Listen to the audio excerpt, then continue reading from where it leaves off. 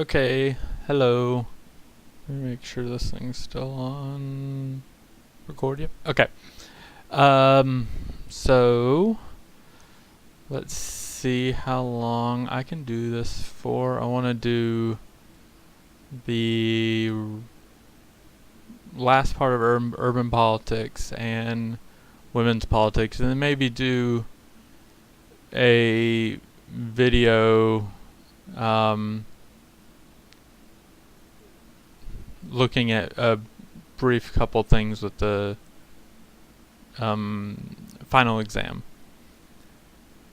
The catch is I'm quite exhausted and I'm not feeling very well in the tummy region. This stuff is usually pretty good for me. It's Pepto-Bismol chewables. It leaves my tongue sometimes like really black, which makes it look like it's diseased and about to fall off. But usually it helps. If not, I have Zolfran, which if you've ever had cancer or been pregnant, you might know what an effective anti-nausea medication that is. But if I say oops and run away, oops, something happened. Okay, so, the other thing is I'll have a lot of this different resources pulled up, so I can make sure that I cover things in a way that's most helpful for your final, and so that could lead to some strange pauses, but okay, so urban politics, last bit of that. Also ginger ale, since the slight delay in doing this bit, it's already difficult enough to talk when you have this little like gag thing going on in the back of your throat. Do y'all guys really want to know all of this? Probably not. Very few of you will maybe watch it, so maybe I won't have told anybody about my not feeling great, my disgustingly not feeling great. Okay, so let's see. Okay, first I guess before we get on to sort of the history of race and urban politics and how race looks today, briefly remind people about the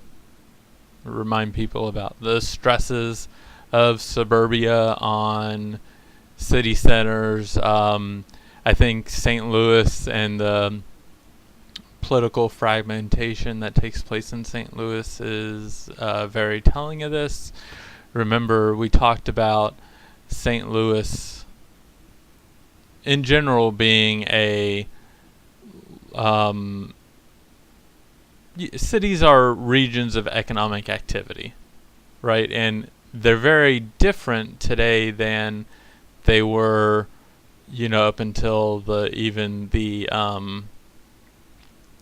1930s or 1940s, where most of the economic activity, most of the people lived within whatever the city political boundaries are. However, today, the economic activity of the city has expanded, both in terms of it is actually expanded. There's a lot more economic activity going on in the city as more people have moved to the city or in city regions increasingly over the past, since forever, or since the 1700s.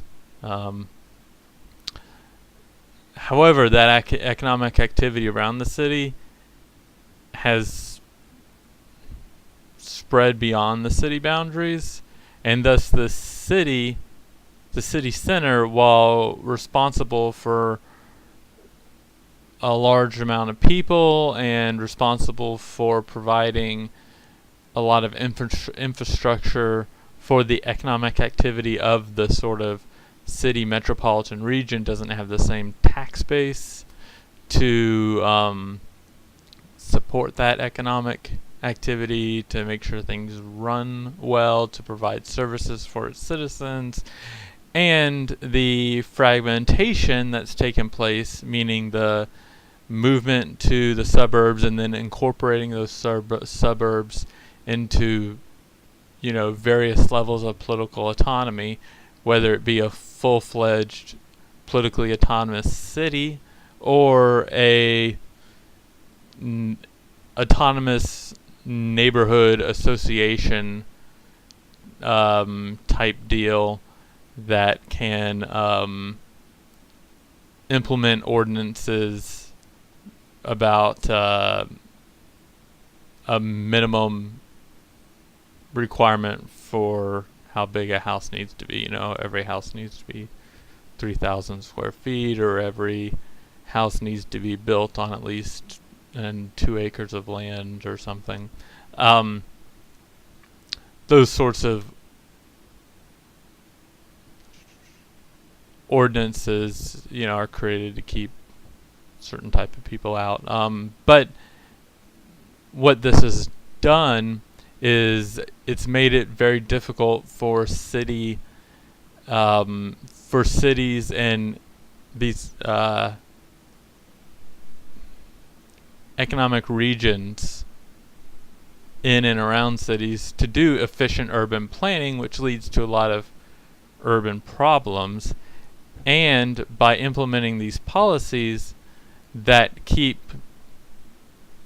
wealthy people out of the suburban communities, it leaves those non-wealthy people in the city centers, which means the city centers have less tax base and have a greater need.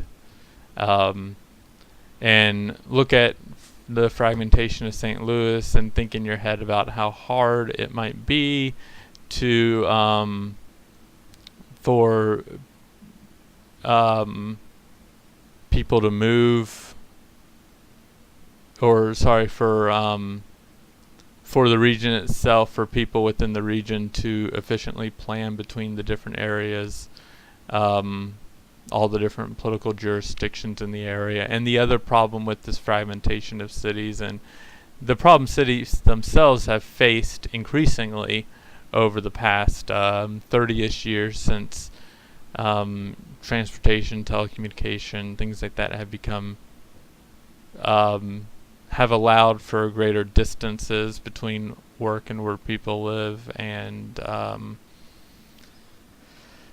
increased mobility of businesses, is that no longer can a city sort of keep jobs in the city center. So increasingly St. Louis is in competition with the neighboring suburbs to keep jobs in St. Louis versus leaving for the suburbs, which causes problems.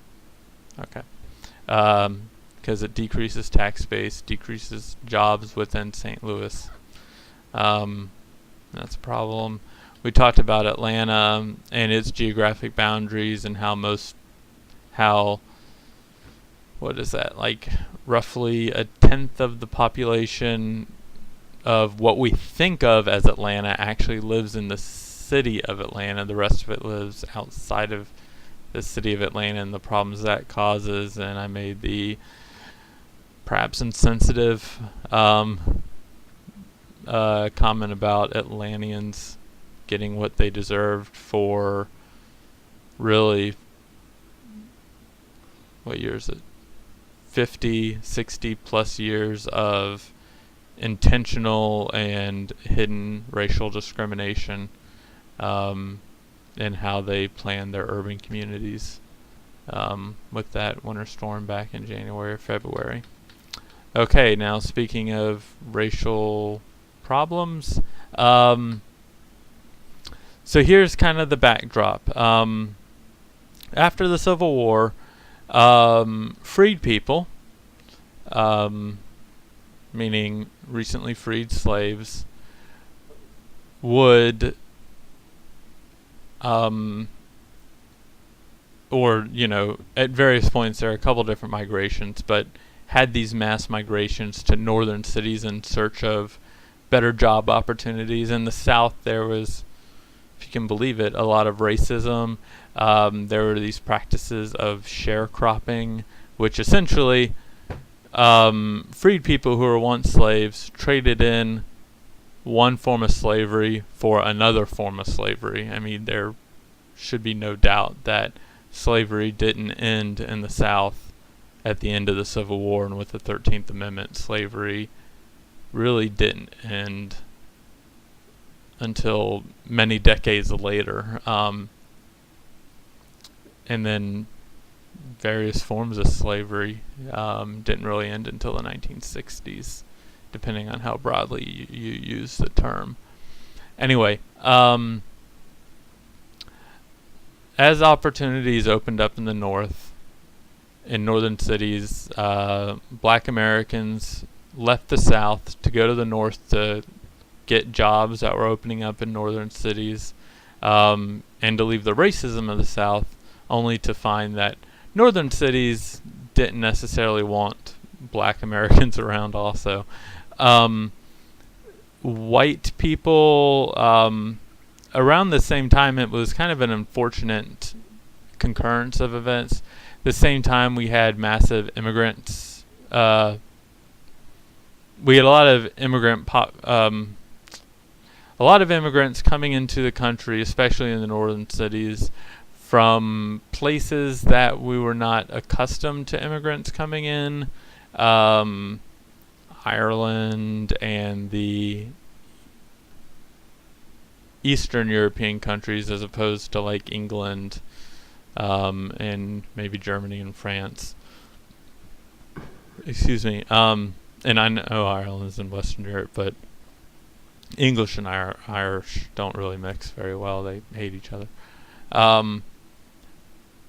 And this created a strong nativist streak. See, up until about the 1900s-ish, America had an open doors border policy, minus the Chinese for various reasons, where we encouraged and wanted anybody to come to this country whenever they wanted to, as quickly as they could. It was an open borders policy, and lots of people did. But once the country urbanized, or became more urban, a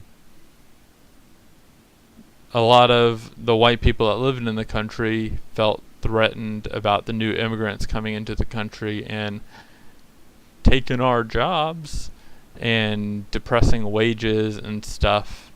And so we had these acts that then all of a sudden implemented immigration quotas and things like that that have sort of set the standard for the immigration policy we have today, which began and pretty much still exists based upon this nativism, which is this, America for Americans idea, which wasn't historically our part of our political tradition.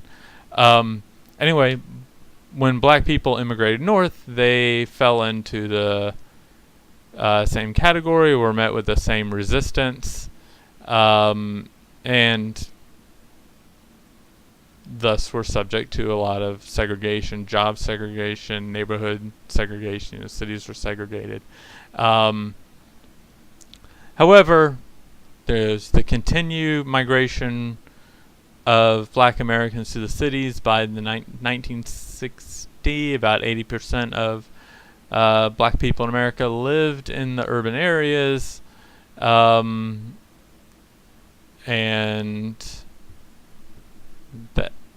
that trend has increased from then, and I think that provides a backdrop for I'd say are the three different sort of trends, eras of racism within the cities, and government and social policies and events that happen to create the wealth gap, the poverty that Black Americans find themselves in, the lack of opportunities that Black Americans find themselves not facing. If you're facing a lack of opportunity, not having as many opportunities as white Americans, this creation of this white privilege was very much a deliberate thing. So the first bit is white riots against Black communities. And this is also a story of Black Americans, as I kept using the phrase in class, pulling themselves up by their bootstraps. And I use that phrase very intentionally because conservatives love to use that phrase, introduced, I believe it was Ronald Reagan, and this idea that everybody needs to take personal responsibility for themselves and pull themselves up by their own bootstraps. Government and other people aren't going to do it for you.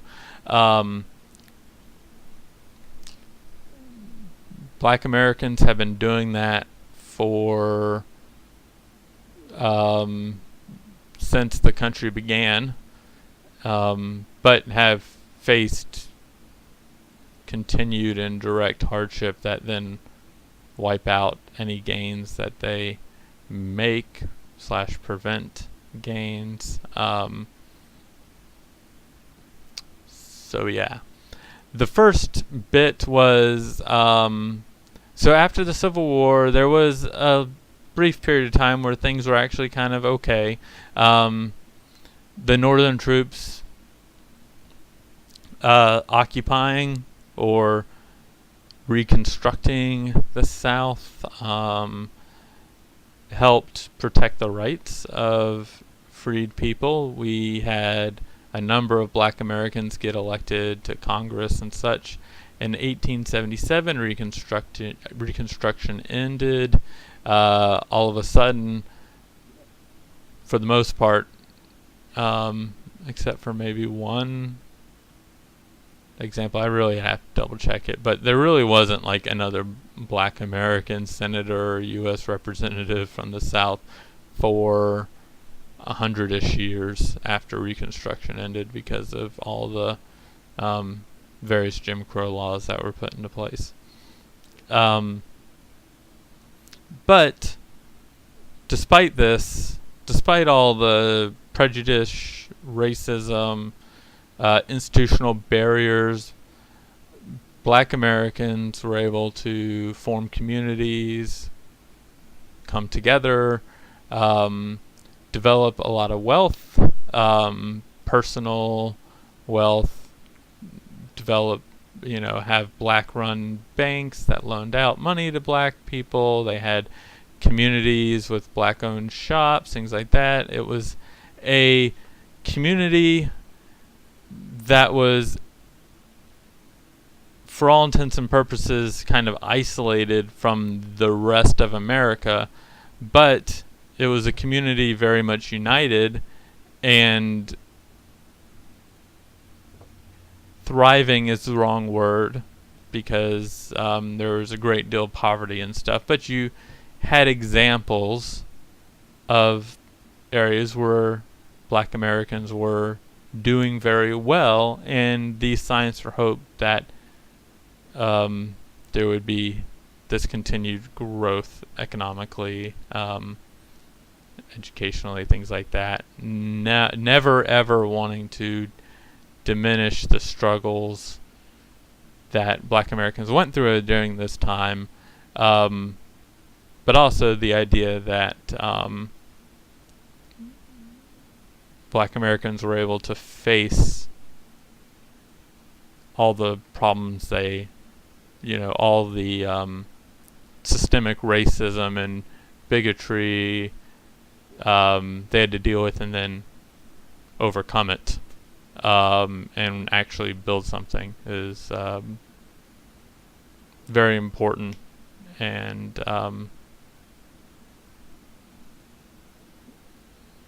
I think is important that some for today's politics. Anyway, the first thing we see is riots against black communities. Black communities having wealth and black people owning homes is something that we find white people can't deal with. So we have waves of riots against black communities throughout the country. Roughly starting, like, really starting up roughly 1900-ish and going through about 1930-ish. Excuse me. I point out the one in Wilmington in 1989. That one's very interesting because it actually is the overthrow of a democratically elected government. Nobody did anything about it. It was very deliberately and openly an overthrow of a democratically elected government, and the Democrats in the South didn't like the fact that Wilmington had elected some, Republicans who at the time were had more of the black vote and such. So, yeah. But then, we had examples: Atlanta, Chicago, Tulsa. Think about just any city, and there was probably some sort of race riot, major city at least, some sort of race riot where white people would go through black neighborhoods and burn them to the ground. And black people would be unable to recoup any of the wealth lost through those burning of things to the ground. The law enforcement officials would either be active participants or would be there just protecting the white rioters from black people who tried to fight back. Very terrible, destroyed much of the gains that the black community had made during that time, returning them to sort of, square one. In the 1930s, we have the Great Depression. Lots of Americans returned to square one. And in the heat of the Great Depression, during the rough parts of the Great Depression, FDR, Franklin Delano Roosevelt, creates the Federal Housing Authority. This is in 1934. The goal of it was to increase home ownership, and the way it did that was to guarantee home loans of up to 80%, or guarantee home loans up to 80% the value of the loan. So if I wanted to buy a home, it was worth $100,000.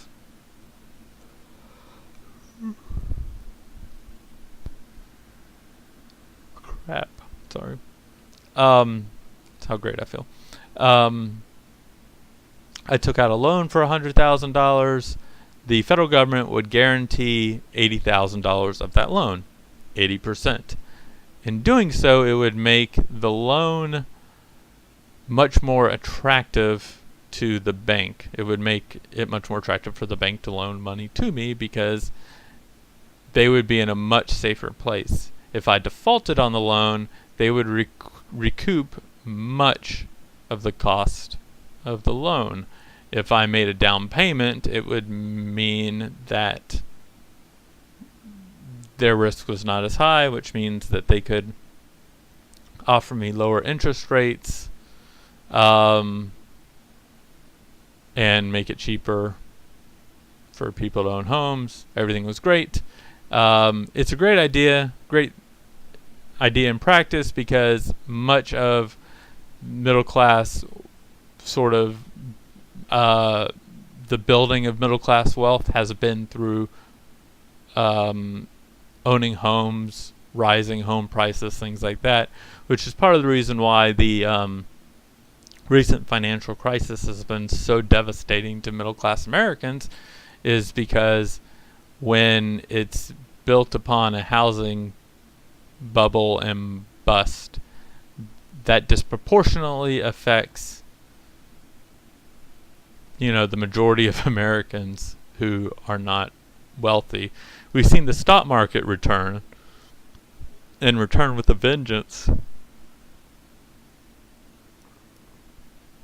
but we have not seen the housing market recover, and thus 100 million Americans or something haven't seen their wealth return. Anyway, the Federal Housing Administration was administered by local authorities. It took a number of its sort of policy guidelines from what local bankers suggested, what real estate experts said, because the federal government's going to guarantee loans. They don't want to necessarily lose a lot of money on these loans. And bankers and real estate agents suggested that if you loan money to black people to get them into homes, that would lower the price of the homes and lower the price of the homes in the area, and thus would not be a good investment. And it not being a good investment, the Federal Housing Administration should not make loans to them. It became kind of an official policy. Less than 2% of the home loans in the nation went to black Americans under the Federal Housing Administration. It was kind of terrible. They created this process, or this thing known as redlining, which local bankers and real estate agents would literally put a map on the table and draw red lines throughout the city saying, okay, white people live here, black people live here. We will not give home loans to people in this area because this is where the black people are going to live. We will give home loans to these communities because this is where the white people are going to live. And through this practice, quite literally affected the wealth of people for generations to come. And by affecting the wealth of generations for people to come, affected the opportunities for economic advancement or educational advancement of generations of people. Tim Wise, at the beginning of his book, I don't have this here, or I didn't have y'all read it, but talks about how when he almost had to leave, he went to Tulane and he almost had to leave Tulane because his parents didn't have enough money to keep him in school there. However, his grandparents were able to step in, took out a second mortgage on the house. They'd almost paid off the house, but they took out a second mortgage against the house and were able to keep him in school. Looking back on it, if you're a black American, how many black Americans could have been able to do that? Could have been able to rely on their parents or their grandparents to tap into their wealth reserves like that to keep them in school. Through policies like this, not many, a very, very small percentage. And if education is a gateway drug to wealth and good paying jobs, this historical institutional racism leads to disparate outcomes between races on down the line. things that happened in 1930 have a direct impact on things that happen today. And it wasn't just the 1930 and the FHA, but there are other things along the way. But that was one of them. There's one other very important point that you should take note of, that on the surface seems to be a very benign and even intuitively proper policy for the FHA to sort of enact based upon its goal of getting people jobs, lifting people out of the depression, helping people gain wealth. And that was FHA loans could only go to the construction of new homes. They would not go to renovating homes. This makes sense in a lot of ways because constructing new homes provides more jobs than renovating old homes, right?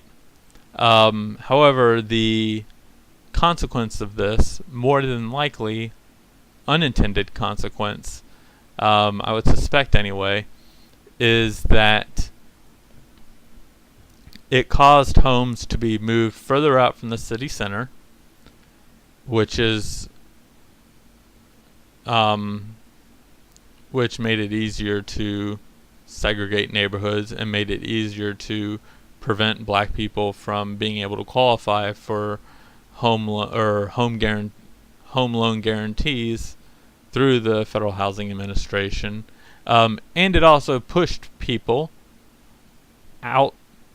further out from the city center and eventually outside of the city's political boundaries, making them escape city taxes and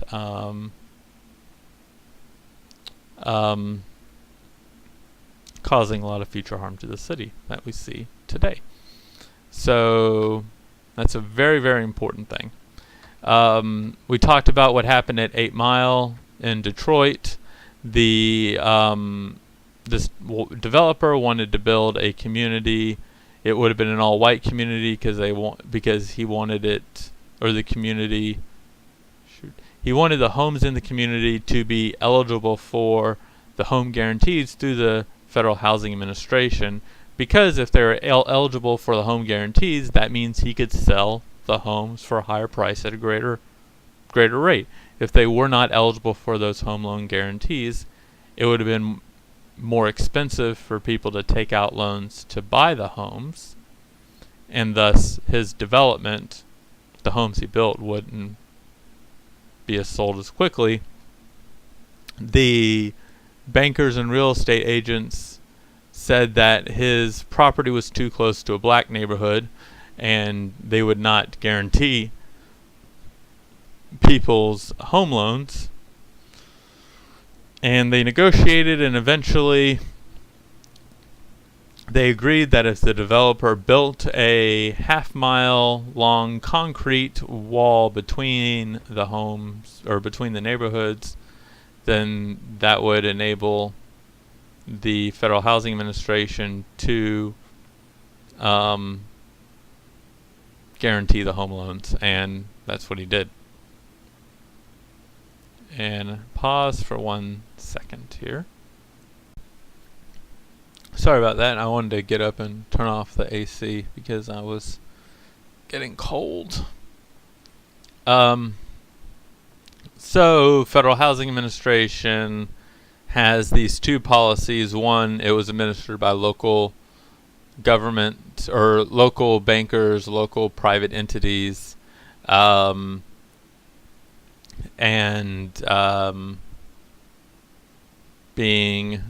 racist, the free market being racist because the free market is a tool and representative of the people that inhabit it and have power in it, had these policies of excluding black Americans from getting access to these home loans. And then this other policy, very important, this other policy preventing the loans from going to pay for renovations of homes and buildings within the city center and only paying for the construction of new homes that would be pushed out of the city, or that naturally had to be built further out from the city because the inside of the city was already taken up by buildings. Help the segregation and help lay the groundwork for future problems with the city. The next thing that happened was the interstate highway system. So after the race riots,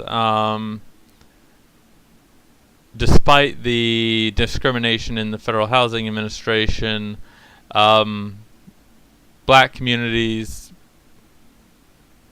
in a lot of areas, slowly but surely, again, just pulled themselves up by their bootstraps.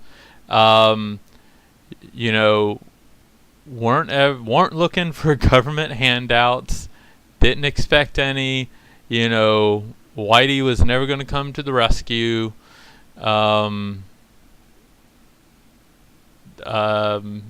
Which is something that persists today, despite popular narrative otherwise. Made these great advancements in building wealth, black, owning homes, black-owned banks, as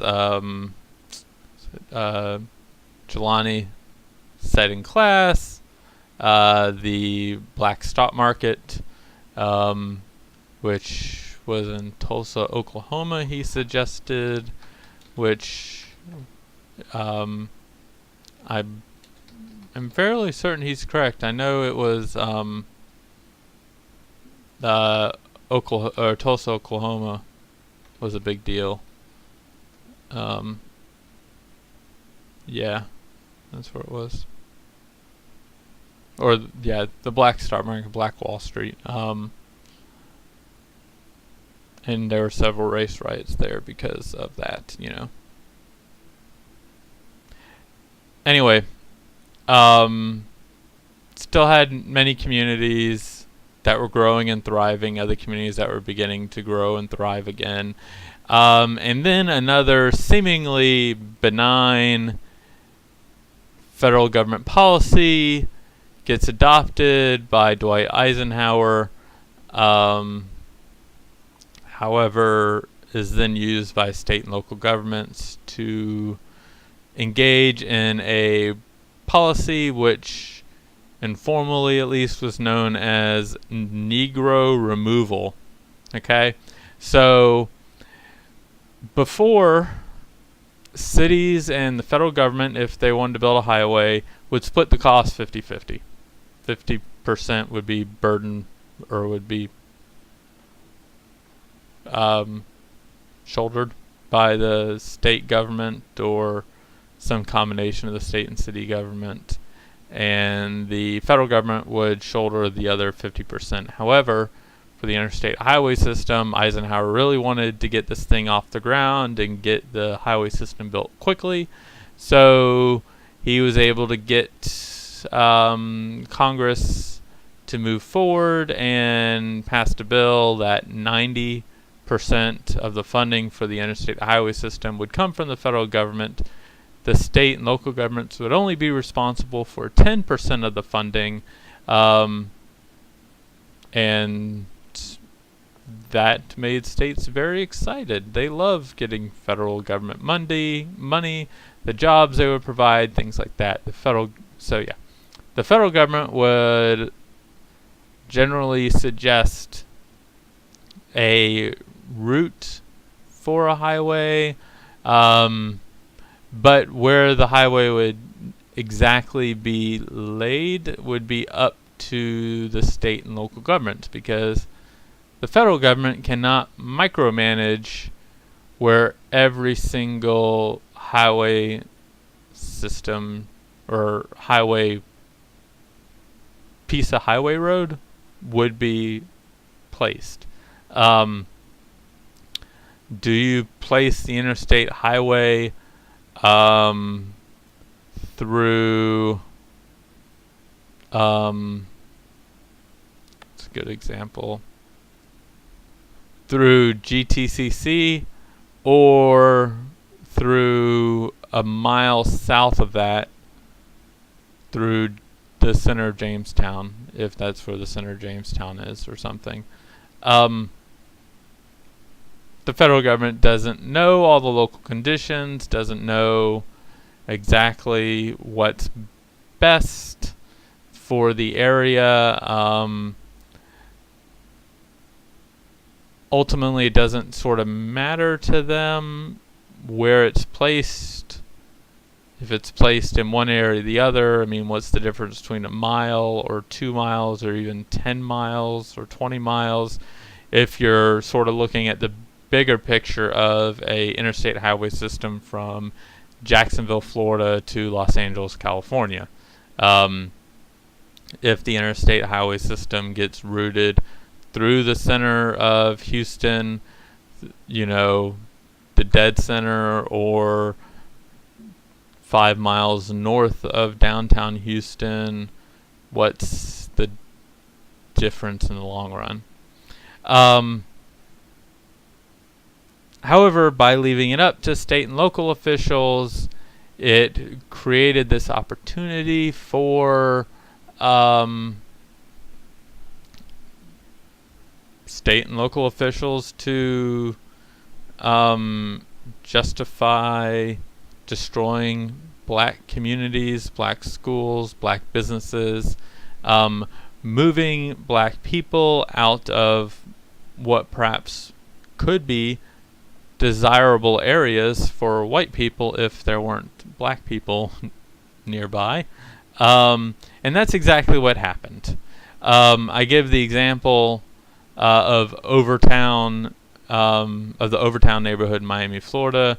A humorous kind of side note, my dad is from Miami, and I was briefly one day talking to him about this kind of, this part of the lesson I would be going over and mentioning the interstate highway system, and without my prompting, he said, Overtown neighborhood in Miami is a great example of this. And I was like, hey, I actually specifically talk about that. Isn't that funny? Maybe not ha-ha funny, but lets you know that it's kind of a well-known example of crazy racism. In Overtown, about 30,000 people were displaced by the interstate, which is kind of, think about it. You're building an interstate highway system through one neighborhood, and you're doing it in such a way in which you're making 30,000 people leave their homes, destroying their homes and leaving. It's a little crazy, right? Seems kind of weird. In Charlotte, 4 black schools were destroyed. You can imagine what kind of effect that had on their education, because at this time schools were segregated, if not when the interstate was built, if not by law, by practice. They're still in lots of cases de facto segregated through housing discrimination that continued through the 80s and 90s. In Atlanta, we talked about how the Department of Transportation person who helped make the decisions of where the interstates would go was also leader of the KKK in Alabama. I have looked at, I would say, roughly 60 to 70 cases of where interstates were put through cities, or were built, to go through cities or around cities, bigger cities. I didn't look at I don't know if there's an interstate through like What's a small city near here? Like Salisbury? Is that a city? But Chicago, Baltimore, D.C., Charlotte, Minneapolis, St. Paul, New York, Houston, Birmingham, Atlanta, Miami, Orlando, Jacksonville, St. Louis, Detroit, other medium-sized cities that I can't think of. Cleveland, Cincinnati would be others. I mean, literally every single one of these places had at some point a very conscious and specific decision to choose a route that would destroy a black neighborhood, black schools, things like that. They would often have a choice between an area that would destroy no homes or destroy black homes and black businesses and black schools. And they consciously made the decision to build it through the black neighborhood. Again, I at least have not come across a case where an interstate highway system was built through a city where this did not happen at some point, which I personally felt was a little remarkable as I was, going through all these different studies and documents of, of this, and I'm like, Jesus, this happened again? When am I going to come across one where somebody, didn't do this? As a matter of fact, I think it was in Alabama, the 80-something-year-old urban planner, sort of like by this time he was kind of retired-ish or whatever, but he drew up a interstate highway system for the state to follow. And this guy, despite being 80, I think he was like 83 or 84 years old, very, very old, and being extremely well respected, was not a racist in, at least miles ahead of his time in terms of being not a racist, and specifically drew the interstate highway system to avoid destroying neighborhoods. And when the plans were submitted and then changed to specifically destroy black neighborhoods and black schools, he was absolutely incensed by it, and couldn't believe it, and said some very very un-80-year-old like things regarding that process. But what are you going to do? So that happened, sets the whole community back. You can think of it, these are your parents or your grandparents as they're beginning work or beginning to build a family, and the government is engaging in policies specifically to make sure you stay in the poorhouse or leave the middle class and get into the poorhouse. And this goes through the 70s, these types of policies. That's kind of a big deal, and 40 years isn't really enough to heal those wounds or to make up for those policies, especially since during the 80s and 90s, while we stopped for the most part, stopped building interstates with the express, direct, and open intention of destroying black neighborhoods. It still happened, and then there was still this housing discrimination where informally real estate agents, through a unwritten code, would only show black people homes in black neighborhoods and white people homes in white neighborhoods. And the idea, justification for some of this was it was against their code of ethics to move people in neighborhoods that would cause a decrease in the property value of that neighborhood, because they shouldn't.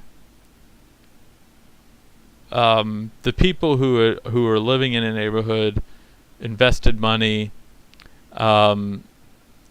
If their property values went down, it would hurt them, and so they didn't want to hurt those people, because that would be wrong, right? It's wrong to do something actively that would cause a decrease in somebody else's property value, right? And therefore, don't let black people move into well-to-do white neighborhoods. That's the obvious, right? There's no other solution. At least that's the way it was thought. I have some examples of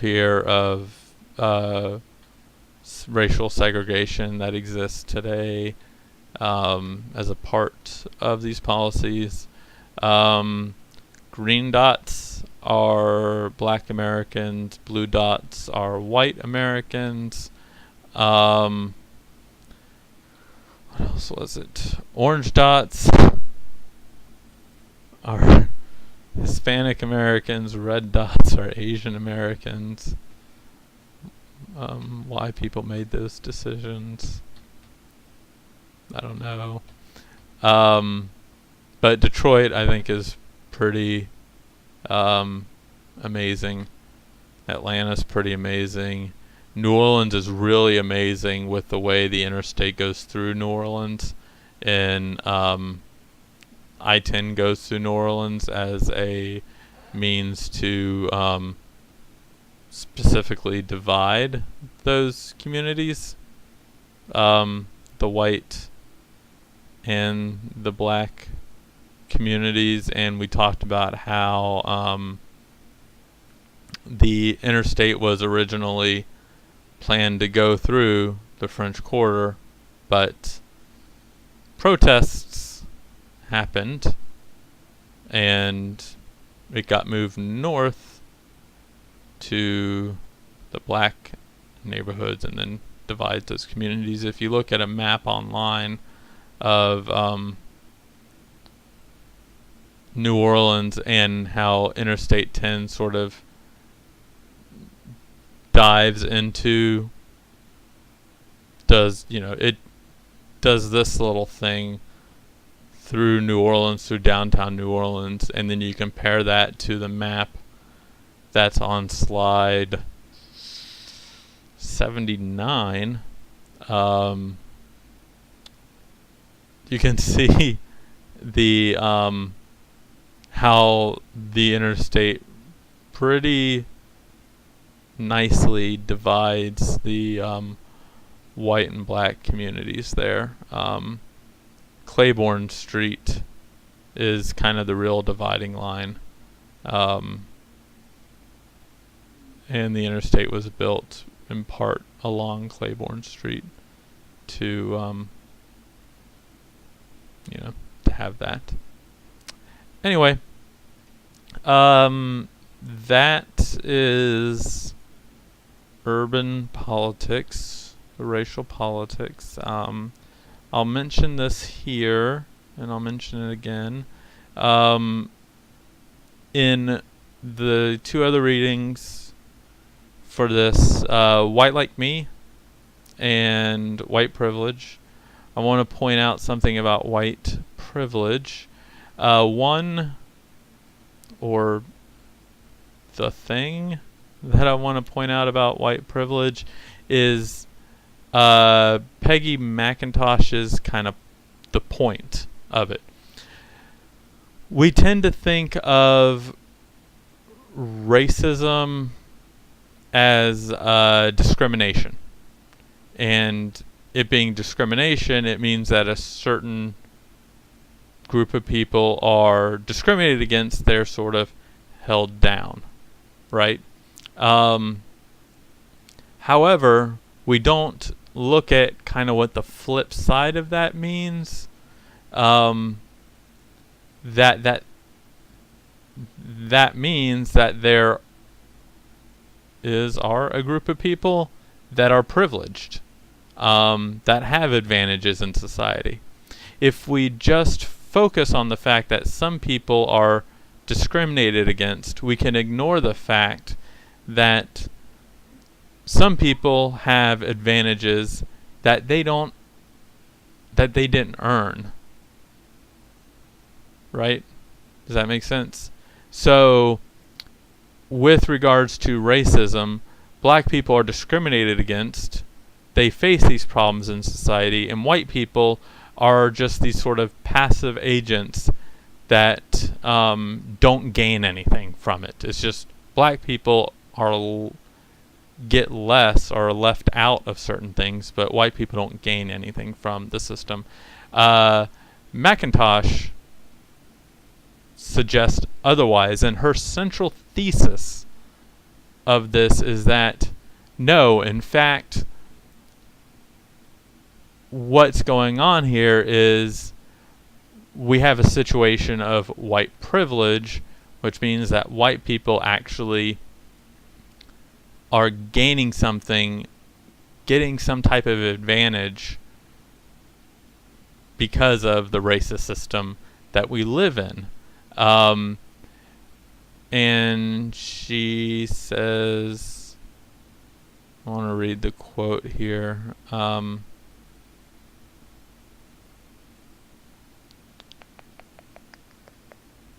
Because she says something about what she needs to give up, which I think is important.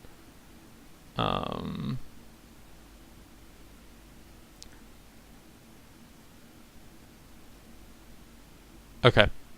It seems to me, this is towards the very end, it's like the second to last paragraph. Yeah. It seems to me that obliviousness about white advantage, like obliviousness about male advantage, is kept strongly encultured in the United States so as to maintain a myth of meritocracy, the myth that democratic choice is equally available to all, keeping most people unaware that freedom of confident action is there for just a small number of people, props up those in power, and serves to keep power in the hands of the same groups that have most of it already. So in this piece she's attacking, and this is important also for women's politics, she's attacking this idea that kind of this idea of the American dream, that everybody who works hard enough can achieve their dreams, can achieve what they want to. That white advantage, by ignoring it, by trying to downplay it, by trying to keep it focused on black people being disadvantaged, it keeps up this idea of a meritocracy, meritocracy. Merit meaning you earned something, you're getting something based upon your merit, based upon your work, your effort, your knowledge, your ability. Ocracy, can't